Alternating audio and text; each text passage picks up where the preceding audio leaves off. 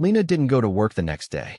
She couldn't leave the house, couldn't face the gallery, couldn't pretend to be normal while her life had turned into a slow, tightening noose.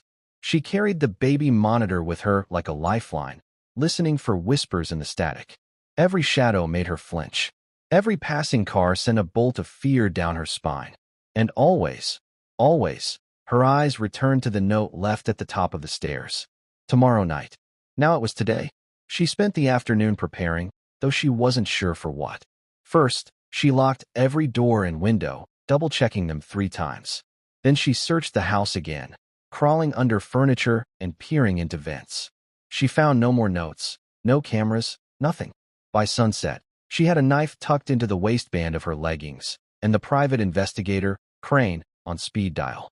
At 6:15 p.m., Aaron came home. He was calm, casual, almost too casual, whistling as he dropped his keys in the bowl by the door. "Hey, babe," he said, leaning in to kiss her cheek. Lena forced herself not to recoil. "Hey." He opened the fridge, grabbed a beer, and turned to look at her. His eyes lingered a beat too long. "You okay? You look tired." "I didn't sleep well." Aaron smiled faintly. "Yeah, me neither." The way he said it made her stomach twist.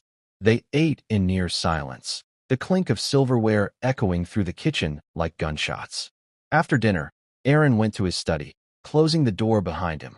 Lena sat in the living room, staring at the baby monitor, the knife in her lap. The sky darkened outside. The house seemed to shrink around her. At 9:43 p.m., her phone buzzed. Unknown number. Ready? Her blood ran cold. By 10:30, Aaron hadn't come out of his study. The house was silent but alive, the air thrumming with the weight of expectation. Then, faintly, through the monitor, Lena heard it. Footsteps. 2 sets. She muted the TV and held her breath. A door creaked. A man's voice, unfamiliar, spoke low. "She's in the living room." Her pulse roared in her ears. She gripped the knife until her knuckles went white. Aaron's voice answered, soft but chilling. "Then it's time." Lena bolted. She ran up the stairs 2 at a time, heart hammering, and ducked into the bedroom. She locked the door, shoved the dresser in front of it, and fumbled for her phone. She called Crain. He answered on the first ring. "What's happening?" "They're here," she whispered, voice shaking. "Someone's in the house with him." "Lena, listen to me. You need to get out. Is there a window you can climb out of?" She glanced at the balcony. The drop was 2 stories onto the hedges. Possible, but dangerous. Before she could decide, the house went silent. Then, bang, the bedroom door shook violently. "Lena," Aaron's voice, cold and sharp. "Open the door. We need to talk." She backed toward the balcony, phone pressed to her ear. "Crain," she whispered, "if I don't make it." The dresser jolted forward as the door slammed again. "Open it, or we break it down," another male voice shouted. Lena dropped the phone into her pocket, yanked open the balcony doors, and climbed over the railing. The night air slapped her skin. Below, the hedges swayed in the wind like jagged teeth. Behind her, the bedroom door splintered. She jumped. The impact knocked the breath from her lungs, but adrenaline shoved her to her feet. She sprinted barefoot across the lawn and into the shadows between houses. She ran until her legs burned, until the lights of the neighborhood blurred behind her. Finally, she crouched behind a dumpster, gasping, her hands streaked with dirt and blood. Her phone buzzed. "Crain, where are you?" he demanded. She rattled off the nearest street sign. "Stay there. I'm coming." Minutes later, headlights swept across the alley. Crain's black sedan screeched to a stop. He jumped out, a stocky man in a dark coat, and ushered her into the back seat. "You're safe," he said, locking the doors. "For now, but they know you know. This isn't just an affair anymore." Lena's teeth chattered. "Then what the hell is it?" Crain hesitated, then pulled a flash drive from his pocket. "I went through Aaron's work computer. He's not just cheating, Lena. He's planning something. Something with money, property transfers. And he's been making calls to someone who's, let's just say, not the kind of person you want to owe favors to." Her breath hitched. "Are you saying he's trying to get rid of me?" Crane's jaw tightened. "I'm saying tonight was a warning. Next time, they won't leave a note." Back at the house, lights flickered on in the windows. 2 silhouettes moved from room to room. And in the shadows of the street, the same black SUV idled, waiting. That night, From the safety of Crane's office downtown, Lena watched live security camera feeds of her own home, her sanctuary, now a hunting ground. On the screen, Aaron stood in the living room, his face a mask of calm.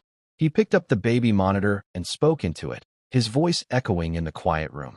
"Run as far as you want, Lena. We'll find you." Then he smiled. Lena didn't sleep. She sat in Crane's dimly lit office, her arms wrapped around her knees, staring at the wall of monitors showing live feeds of her house. Aaron moved like a ghost through the rooms. He didn't turn on the TV. He didn't call the police. He just waited.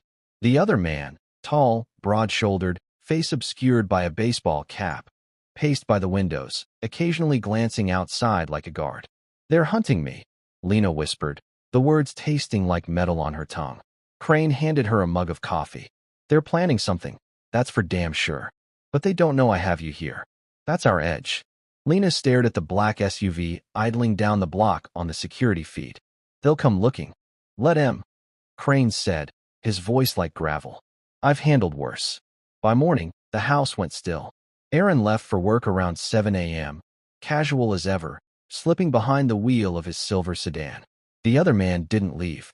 "He's waiting for you," Crain muttered. "Probably thinks you'll come home once you cool off." Lena shivered. At noon, Crain suggested they drive by the house. "Stay low," he instructed as they parked at the end of the street. Lena crouched in the back seat, peering through a slit in the curtain of Crane's coat. The SUV was gone. The strange man was still there, standing in the driveway, smoking. Her phone buzzed. "Unknown number. We know you're close." A chill ran up her spine. "They're watching us." Crain scanned the neighborhood. "Or they've bugged your phone." They drove back to his office, where Crain began digging deeper into Aaron's life. He had contacts in the city clerk's office, real estate databases, even some off-the-books sources. By late afternoon, he'd found it. A shell company registered in Aaron's name. A line of credit opened 6 months ago. Life insurance paperwork, Lena's signature forged. Her chest tightened. He wants me dead for the payout." "That's the picture I'm seeing," Crain said grimly. "But there's more. Look here."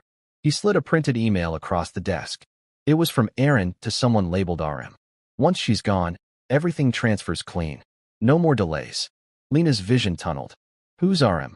Crain leaned back, face shadowed. "Whoever he's working with. Maybe the man in your house. Maybe someone higher up. Either way, this is organized." That night, Lena insisted on returning to the house with Crain, if only to retrieve her mother's locket and some clothes. "You're sure about this?" he asked as they parked down the street, lights off. "I'm sure," Lena said, gripping the knife in her pocket. "If I don't face this house, it'll haunt me forever." The house was dark, silent.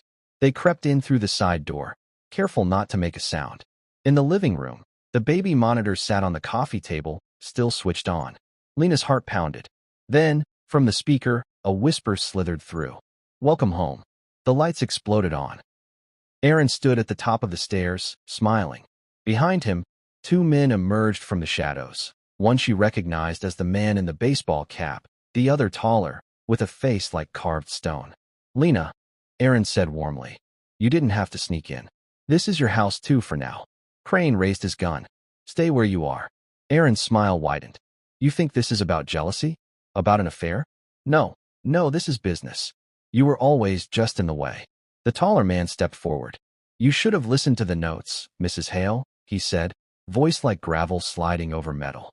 "We gave you every chance to leave quietly." Lena's knees threatened to buckle.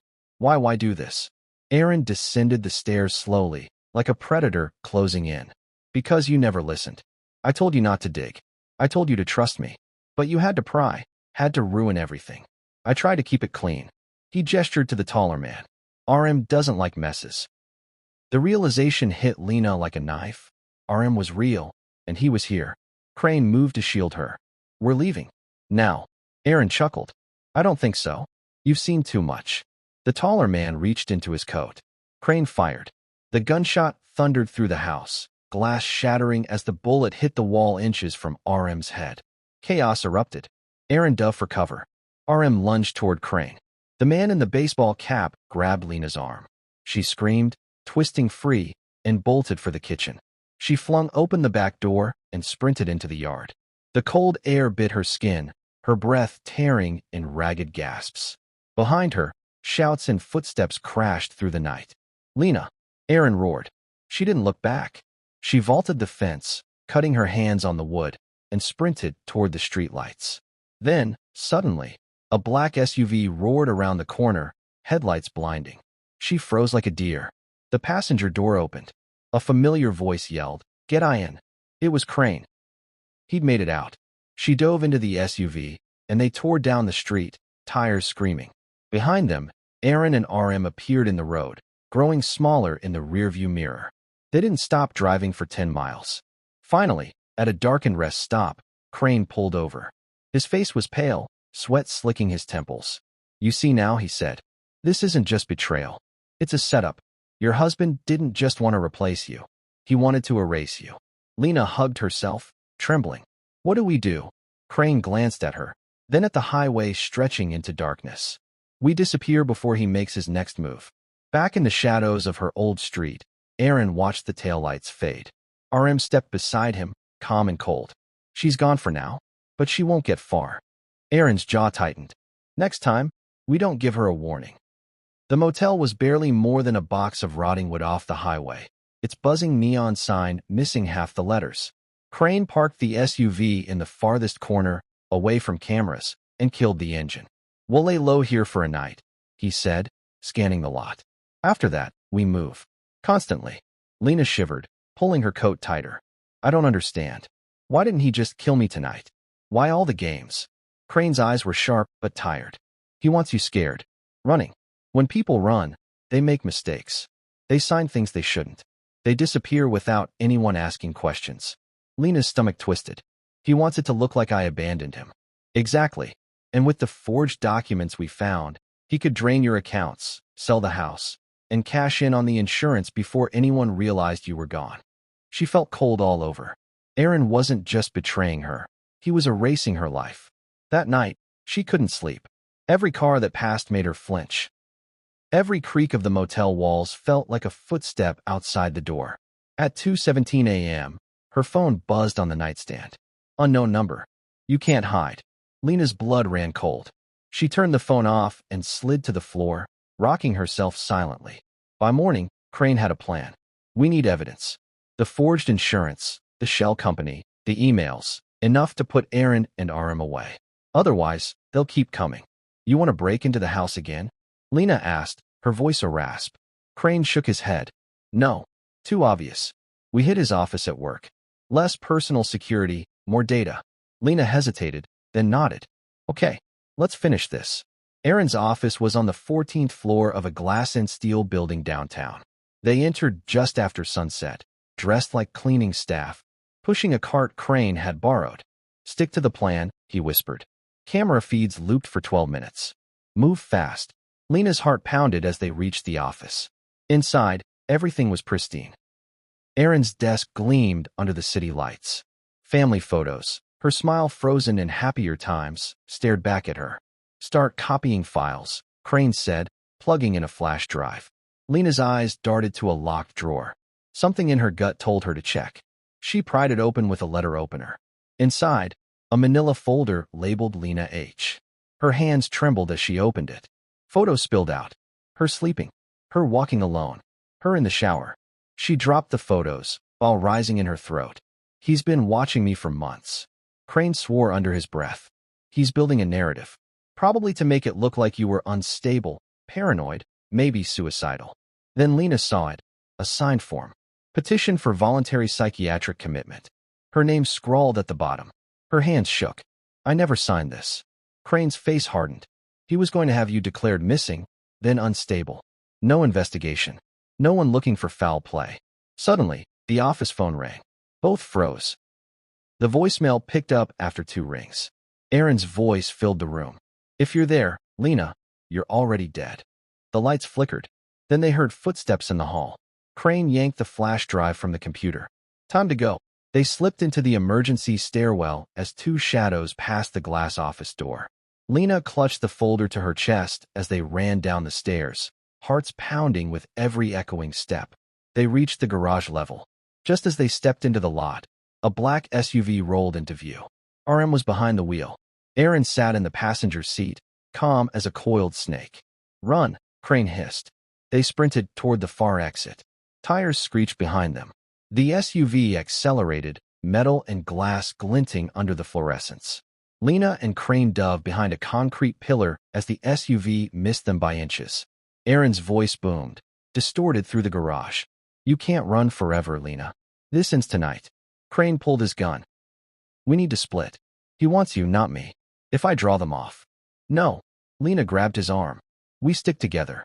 Before he could argue, the garage door slammed shut with a mechanical clang. They were trapped. Footsteps echoed. Aaron and RM emerged from the SUV, silhouettes cutting through the dim light. You've been busy, Aaron said, his voice dripping with amusement. Stealing my files. Breaking into my office. Betraying me. Lena laughed bitterly. Betraying you? You've been planning to erase me from my own life. Aaron tilted his head, like a patient teacher correcting a child. No, Lena. I've been planning our freedom. But you? He gestured to Crain. You brought in strangers. You made this messy. RM stepped forward, drawing a pistol. Time to finish it, he said, voice like a cold wind. Crain raised his gun, tension crackling in the air. Then Lena's phone, long powered off, buzzed in her pocket. Instinctively, she looked. A new message. From Aaron's number. Check the ceiling. She froze, slowly tilting her head upward. In the shadows above, barely visible through the pipes, a small red light blinked. A camera. And next to it, a black, blocky device with wires. Her stomach dropped. Crain, she whispered. There's something up there. Aaron smiled, wolf-like. Welcome to the endgame, darling. Before Lena could speak, the device beeped. Then the world exploded in sound and heat.